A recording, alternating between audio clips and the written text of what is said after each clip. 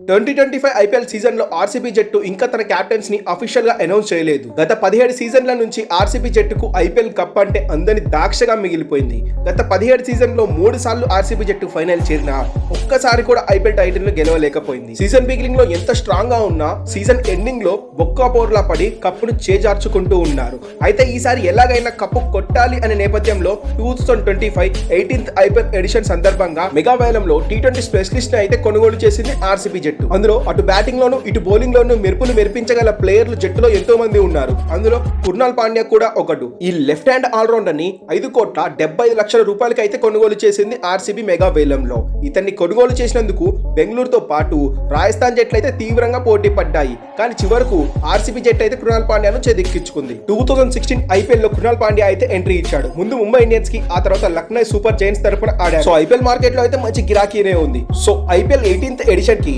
Rajasthan Royals జట్టుకు ఒక captain అవసరం ఉంది. సో కృణాల్ పాండ్యాని ఆర్సీబీ కెప్టెన్ గా నియమించబోతున్నాడని తాజాగా అభిషేక్ మల్హోత్రా అయితే స్టేట్మెంట్స్ ఇవ్వడం జరిగింది. సో ఐపీఎల్ లో అయితే కృణాల్ పాండ్యాకి కెప్టెన్సీ చేసిన అనుభవమే లేదు. సో లక్నో సూపర్ జైంట్స్ కి 6 మ్యాచ్లకి కేవలం కృణాల్ పాండ్యా కెప్టెన్ గా వ్యవహరిస్తే అందులో ఆ జట్టు 3 మాత్రమే విజయం సాధించి 3 ఓడిపోయింది. So if in case RCB జట్టు కృణాల్ పాండ్యాకి కెప్టెన్సీ అప్పగిస్తే అతడు ఏ మాత్రం కెప్టెన్సీలో చేంజెస్ తీసుకొచ్చి ఆర్సీబీకి విజయాలు సాధిస్తాడన్నదే పెద్ద క్వశ్చన్ గా మారింది. అండ్ ఇప్పటి వరకు కృణాల్ పాండ్యా ఐపీఎల్ లో 127 మ్యాచెస్ అయితే ఆడిన అనుభవం అయితే ఉంది. అందులో 132.82 స్ట్రైక్ రేట్ అయితే ఉంది.